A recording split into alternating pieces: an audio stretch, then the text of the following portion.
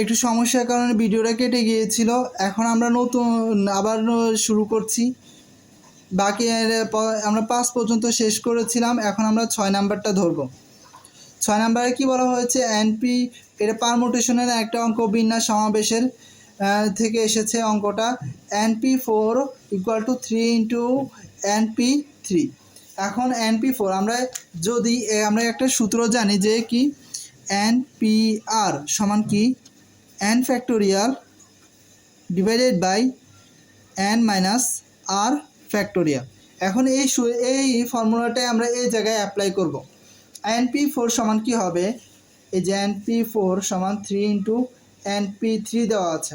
তাহলে NP4 সমান কি দেওয়া আছে, n × n factorial by n minus 4 factorial = 3 × n factorial by n minus 3 factorial.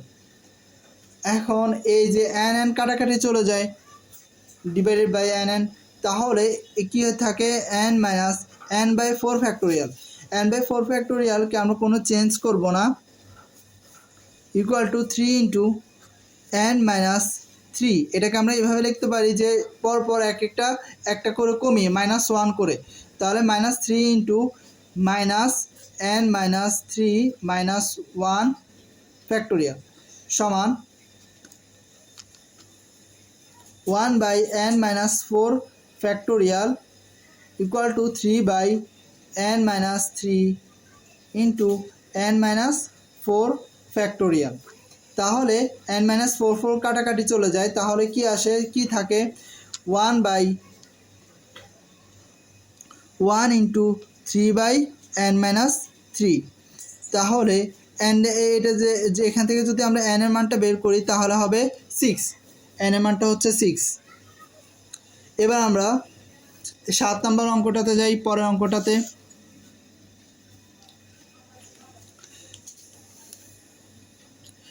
অঙ্কটাতে কি বলা হয়েছে, 10 বাহু বিশিষ্ট বহুভুজের কর্ণ কোনটি। এখন আমরা জানি যে কোনো একটা বাহু তৈরি করতে হলে মিনিমাম কমপক্ষে 2টা বিন্দুর প্রয়োজন হয়। 2টা বিন্দু দিয়ে একটা বাহু তৈরি হয়। এখন আমরা যদি লক্ষ্য করি, একটা ত্রিভুজ যদি আঁকি, ত্রিভুজে কয়টা বাহু আছে, 3টা। তার মানে এটার শীর্ষবিন্দু কয়টা আছে, 3টা। দেখুন এই যে 1, 2, 3টা।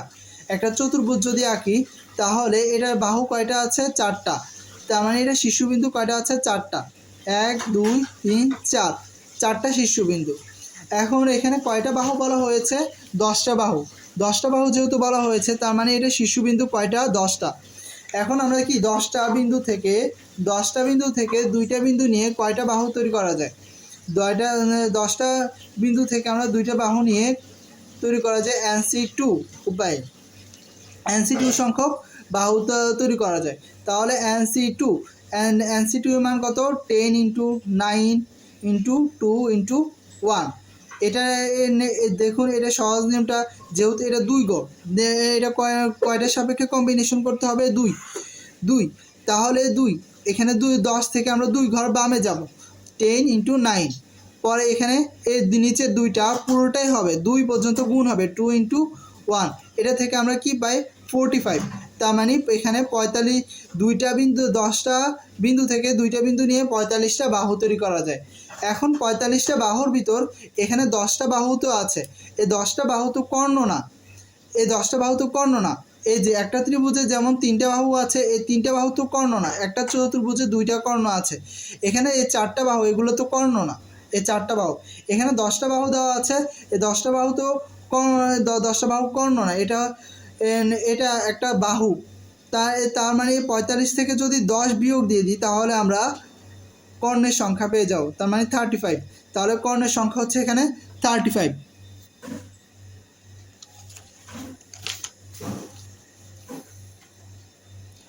আচ্ছা, এখানে পরের অঙ্কটার দিকে আমরা লক্ষ্য করি। x² - 5x + c সমীকরণটার একটা মূল 4 হলে c এর মান কত। এখন একটা সমীকরণে আগে দেখবো যে এখানে কয়টা মূল আছে, এটার সমাধান আছে, আগে এটা দেখতে হবে।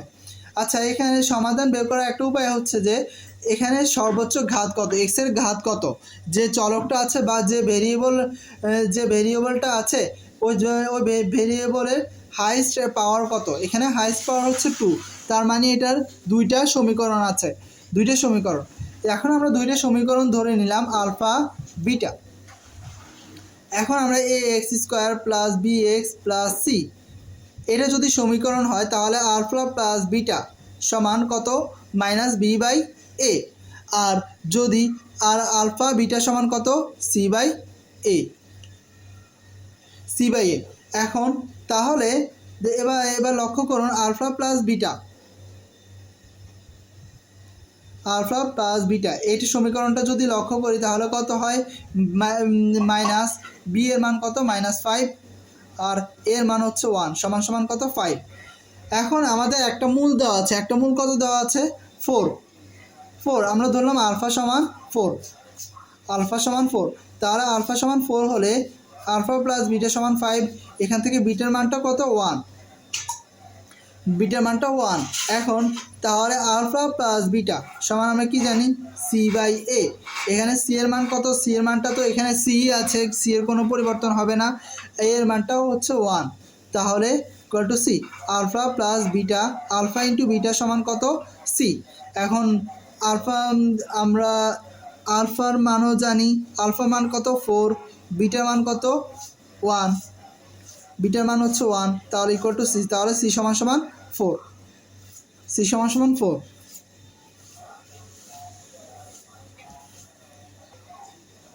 এবার আমরা পরের অঙ্কটাতে যাচ্ছি। দেখেন একটা প্রক্ষেপকের আনুভূমিক পাল্লা সর্বোচ্চ উচ্চতা 4 গুণ। এখানে আনুভূমিক পাল্লা ধরলাম আর সমান সর্বোচ্চ উচ্চতা 4 গুণ, সর্বোচ্চ উচ্চতা ধরলাম এইচ, হাইট হচ্ছে এইচ ধরলাম, আর আনুভূমিক পাল্লা ধরলাম আর সমান সমান 4h। এখন আর এই সূত্র আমরা কি জানি, আর সমান জানি b square g sine 2 theta. আর 4 এইচ এর সূত্র আমরা কি জানি, এইচ এর সূত্র জানি v square sine square theta by 2g। এখন এখানে জি কাটা চলে গেল, তাহলে এখান থেকে বি স্কোয়ার কাটাকাটি চলে গেল উপর। তাহলে সাইন 2 থেটা আমরা সমান কি জানি, সাইন 2 থেটা সমান 2 into sine theta into cos theta সমান 4 into sign square theta.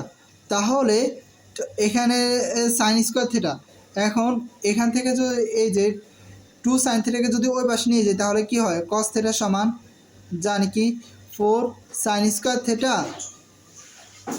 By 2 sine theta, কাটাকাটি হয়ে কি হয় 2 সাইন থিটা। তাহলে কস থিটা সমান 2 সাইন থিটা, 2 সাইন থিটা। তাহলে এখান থেকে আমরা কি জানি, দেখেন এখান থেকে যদি টেন থিটা বের করি, টেন থিটা সমান কত হয়, হাফ, টেন থিটা সমান হাফ হয়। তাহলে থিটার মানটা কত,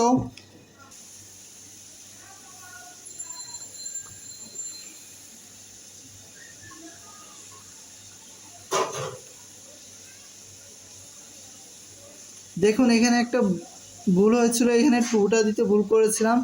আচ্ছা যাই, এখানে 2টা আনুভূমিক পাল্লা বা আর এর সূত্রটা হচ্ছে 2b0 স্কোয়ার সাইন 2 থেটা। তাহলে 2টা যদি এখানে হয়, যে 2টা এখানে গুণ হবে, তাহলে 2টা গুণ হলে এখানে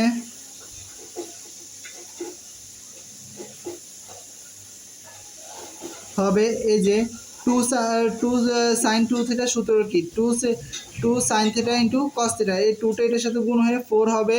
তাহলে ওই 4 সাইন থিটাকে যদি ওই পাশে নিয়ে যাই তাহলে হবে সাইন থিটা, শুধু সাইন থিটা হয়, শুধু সাইন থিটা হলে তাহলে টেন থিটা সমান 1 হবে, তাহলে থিটা সমান 45 ডিগ্রি। এরপরে অঙ্কটাতে যাই, দেখেন পরেরটাতে কি বলা হয়েছে,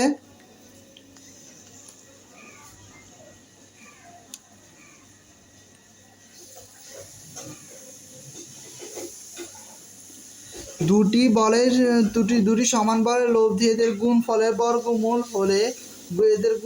বর্গমূল হলে বলদের মধ্যবর্তী কোণ কত? ধরলাম দুইটা বল হচ্ছে পি, যেহেতু দুইটা বল সমান তাহলে পি ইন্টু পি, দুইটা বল হচ্ছে পি পি। এদের গুণফলে এদের লব্ধিটা হচ্ছে আর সমানটা কি হচ্ছে, এই যে বলদ্বয়ের গুণফল পি ইন্টু পি গুণফল এর বর্গমূল, এটার বর্গমূলের সমান। তাহলে পিটা আরটা হচ্ছে √, পি স্কোয়ার সমান পি। তো মানে লব্ধিটা হচ্ছে পি। তাহলে লব্ধি লক্ষ্য করেন, যদি বল দুইটা দেখি আর লব্ধিটা যদি দেখি দুইটাই কিন্তু সমান। তার মানে আমরা আর সমান কি জানি, দুইটা বল যদি লব্ধি বল দুইটাই সমান হয় তাহলে থিটা সমান 120 ডিগ্রি হয়, 20 ডিগ্রি। এটা যে কোনো এই শর্তেই হবে, যখনই লব্ধি আর বল দুটো সমান হবে তখন মধ্যবর্তী কোণ থিটা সমান 120 ডিগ্রি হবে। এটা চোখ বন্ধ করে দিয়ে দিতে পারেন। তাছাড়া আমরা এটা কিভাবে বের হয়েছে সেটাও দেখতে পারি। আর সমান কি পি সমান কি জানি, পি স্কোয়ার সমান এই যে আর স্কোয়ার সমান P square plus p square equal to 2 into P cos theta. দেখুন এটা কীভাবে বের হচ্ছে, আমরা জানি কি আর স্কোয়ার, আরটা হচ্ছে পি স্কোয়ার সমান দুইটা বল p square plus p square into 2 দুইটা বলের গুণফল ইন্টু কস থিটা। এর থিটাটা হচ্ছে মধ্যবর্তী কোণ।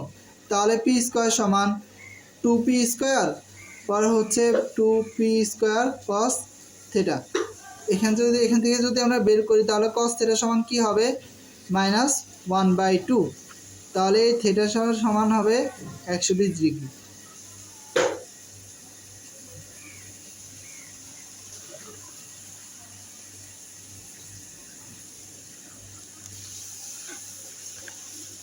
পরের অঙ্কটা দিকে যদি লক্ষ্য করি, কোন শর্তে a square plus bx plus c রাশিটি একটি পূর্ণবর্গ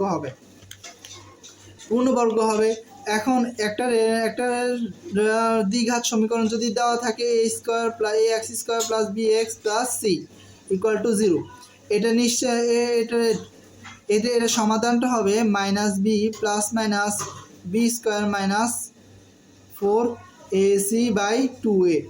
এখন এটা নিশ্চয় একটা হচ্ছে b স্কোয়ার মাইনাস 4ac নিশ্চয়।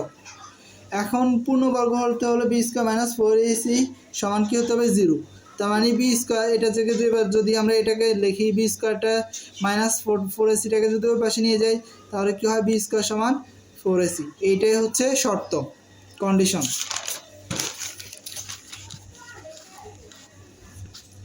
এবার এটাতে কি বলা হয়েছে, y ইকুয়াল টু fx সমান 4x মাইনাস 7 হলে 4x মাইনাস 7/2x মাইনাস 4 হলে ফাংশন অফ y সমান কত? ফাংশন অফ y সমান হবে 4y মাইনাস 7 2y মাইনাস 4। এখন y এর মানটা এখানে y এর মানটা আমরা কি দেওয়া আছে, y এর মানটা দেওয়া আছে 4x minus 7/2x minus 4 minus 7 পরে হচ্ছে 2 into 4x minus 7 2x minus 4 minus 4। তাহলে এটার সমাধান যদি করি তাহলে কি হয়, 2x মাইনাস 4 আর 2x মাইনাস 4 কাটাকাটি চলে যাবে, যেহেতু দুইটারই হর সমান। তাহলে এটাকে যদি করি কি হয়, 16x minus 28 plus minus 14x plus 28 পরে হচ্ছে 8x minus 14 minus 8x plus 16। তাহলে এই যে মাইনাস প্লাস মাইনাসে কাটাকাটি চলে যায়, তাহলে হয় কি এটার যদি যায়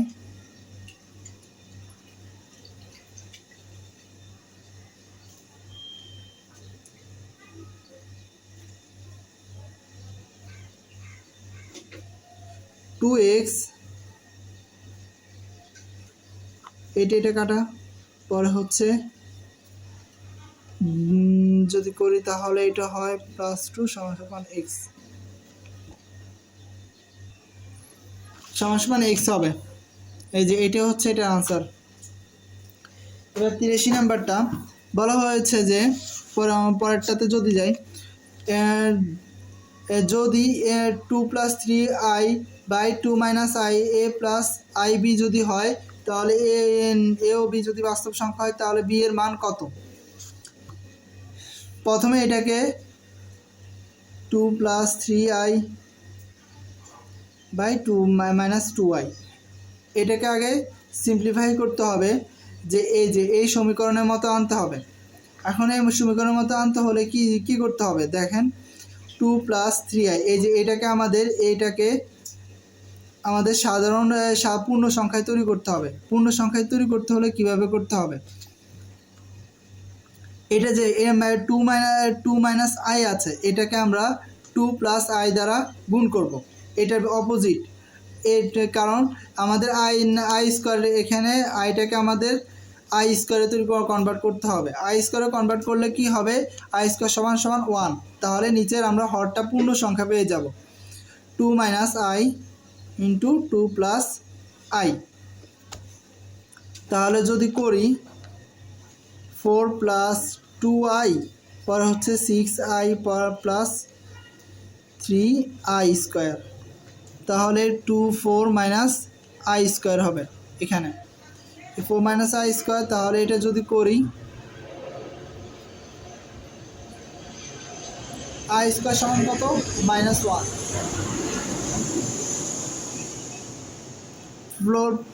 4 + 8i, পরে i² সমান 1, তাহলে -3 হবে। 4 মাইনাস এটা i² সমান -i, তাহলে +1 হয়ে যাবে। তাহলে এটা কি হবে, 1 + 8i, পর হচ্ছে 5। তাহলে এটাকে যদি করি 1/5 + 8/5i। এখন এই যে এই সমীকরণটার সাথে যদি এই সমীকরণে কম্পেয়ার করি, তাহলে এই মানটা হচ্ছে a = 1/5 আর বিটা হচ্ছে 8/5, এটাই আনসার। এবার এটাতে পরেরটাতে আসি। এটা খুবই সহজ একটা ম্যাথ, যে -1 এখানে একটা সেট দেওয়া আছে, s = রিয়াল নাম্বার -1 থেকে বড় 3 সমান বা 3 থেকে ছোট হবে এক্সটা। তাহলে এটাকে যদি আমরা সেটে লিখি, এটার মাঝখানে কিন্তু অনেক কিছু আছে, -1 যেহেতু রিয়াল নাম্বার, পূর্ণ সংখ্যা ভগ্নাংশ সব কিছুই একসাথে হবে। মূলদ অমূলদ বাস্তব সংখ্যা যেহেতু রিয়েল নাম্বার বলা হয়েছে, তার মানে -1 0 1 2 3। এখন এখানে বলা হচ্ছে ক্ষুদ্রতম ঊর্ধ্বসীমা, মানে সর্বনিম্ন ঊর্ধ্বসীমা সবচেয়ে কত পর্যন্ত এটা যেতে পারে, সর্বোচ্চ 3 পর্যন্ত যেতে পারবে, তার মানে এটার উত্তরটা হচ্ছে 3। এবার পরেরটা হচ্ছে, এখানে একটা সমীকরণ দেওয়া আছে, সমীকরণ r² cos θ = r cos θ - r। সমীকরণটা কি, কোন বক্ররেখা, সমীকরণটা কোন বক্ররেখা। এখন এটা বের করতে হলে আমরা প্রথমে সমীকরণটা লিখে ফেলি, r cos² θ = r cos θ - r = 0। এখন আমরা প্রথমে r দিয়ে উভয় পক্ষকে গুণ করে ফেলি, তাহলে r² cos² θ + r cos θ - r² = 0। এখন r cos θ সমান কি, x, r cos θ সমান x, আর cos θ সমান x, আর r² সমান হচ্ছে x² + y²। এটা হচ্ছে এটা আমরা জেনেছিলাম ওই যে পোলার সমীকরণ, কার্তেশীয় থেকে পোলার থেকে কার্তেশীয় সমীকরণ বের করার জন্য এটা করতে হয়। এটা ধরে নিতে হয় r cos θ সমান x, আর r sin θ সমান y, r² সমান √r² সমান x² + y²। তাহলে আর কস থিটা সমান সমান এক্স স্কোয়ার প্লাস এক্স, আর হচ্ছে আর স্কোয়ার সমান সমান x square plus Y square, তাহলে x square minus y square হয়ে যাবে, তার মানে 0, এক্স স্কোয়ার কাটা, তাহলে ওয়াই স্কোয়ার সমান এক্স হয়। এটা কি একটা পরাবৃত্ত, তার মানে এটা হচ্ছে একটা পরাবৃত্তের সমীকরণ। টেনজেন্টের মৌলিক পর্যায় কত? টেনজেন্টের মৌলিক পর্যায় হচ্ছে পাই। টেনজেন্টের ফাংশনের মৌলিক পর্যায় হচ্ছে পাই।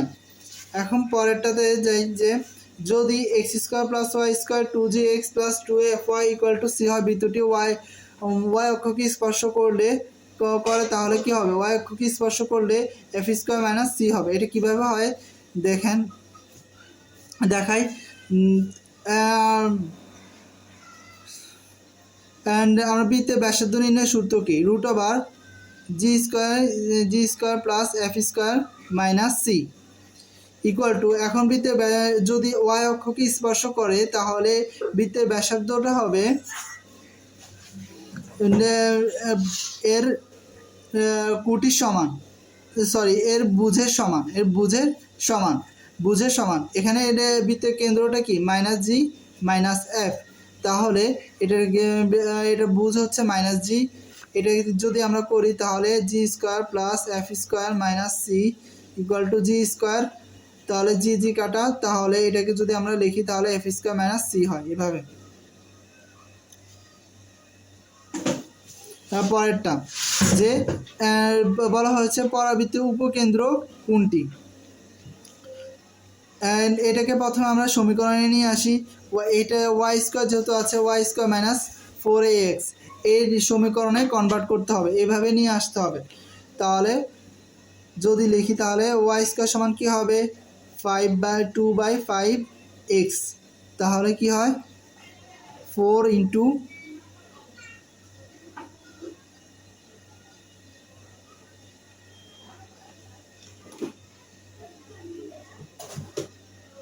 1/10x, এটা হবে। এই যে এটার সাথে 5-এর সাথে 4 গুণ হয়, তাহলে 4 5 20 আর 2 কাটাকাটি হয়ে 1/10, তাহলে 1/10x হয়। এখন উপকেন্দ্রের এটা এই সমীকরণের উপকেন্দ্রের সমীকরণটা কি? a0, এখানে এটা হচ্ছে 1/10, তাহলে 1/10 × 0।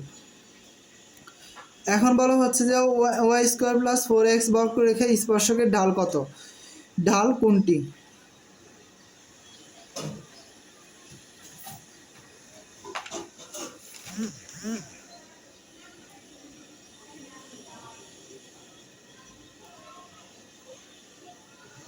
এখানে একটা বিন্দু দেওয়া আছে, এই বিন্দুতে স্পর্শকের ঢাল কোনটি?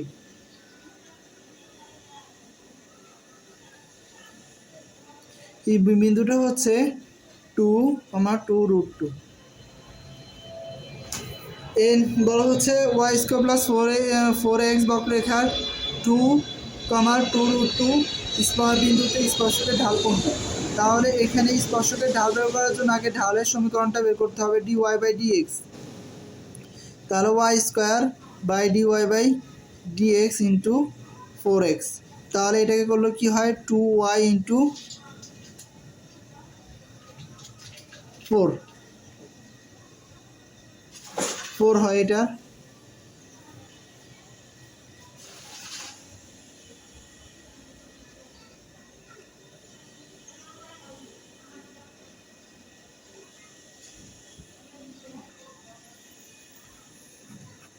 এটাকে ডিফারেন্সিয়েশন করলে হবে 2y dy/dx সমান 4।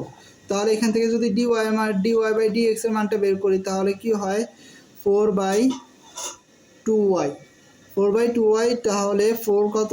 4, তাহলে হয় 2/y, y এর মানটা কত? y এর মানটা হচ্ছে 2/y, y এর মানটা হচ্ছে 2√2 সমান 2 কাটা, তাহলে 1/√2 এটা হচ্ছে। তাহলে এটার স্পর্শকে হচ্ছে 1/√2। এই যে দেখুন, তাহলে এটা প্রথমে কীভাবে করতে হবে, dy/dx এর সাপেক্ষে ডিফারেন্সিয়েশন করতে হবে। dy/dx এর সাপেক্ষে ডিফারেন্সিয়েশন করলে 2y হবে, পরে dy/dx, আর 4x-কে ডিফারেন্সিয়েশন করলে হয় 4। তাহলে এখান থেকে dy/dx এর মানটা বের করে নিয়েছি। বের করে নেওয়ার পরে এই যে dy/dx হচ্ছে 2/y, ও 2/y বের করার পর এই যে y এর মানটা হচ্ছে 2√2, এই যে এই বিন্দুটা থেকে বিন্দুটাতে বের করে নেওয়ার পর আমরা এদের ঢাল পেয়ে গেলাম। এবার এই যে এটার গরিষ্ঠ মান বের করতে বলা হয়েছে। গরিষ্ঠ মান মানে সর্বোচ্চ মানটা বের করতে বলা হয়েছে।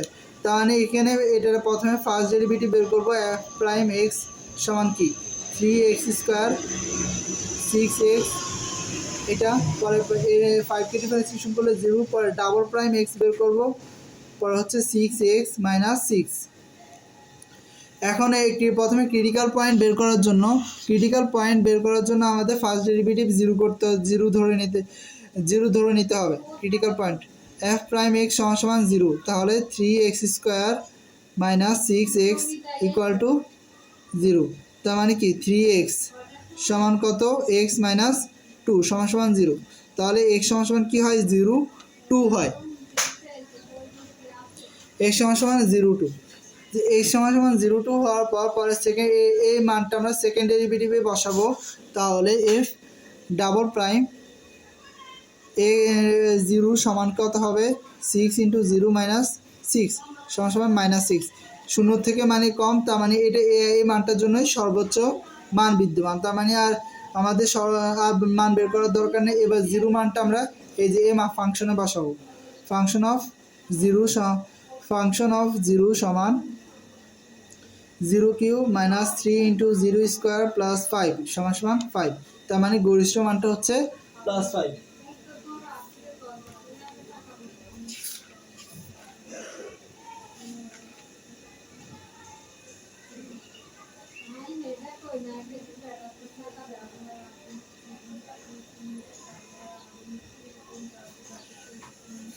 এই যে 2019-20 সালে গণিত প্রশ্নের সমাধান আমাদের শেষ হয়ে গেল।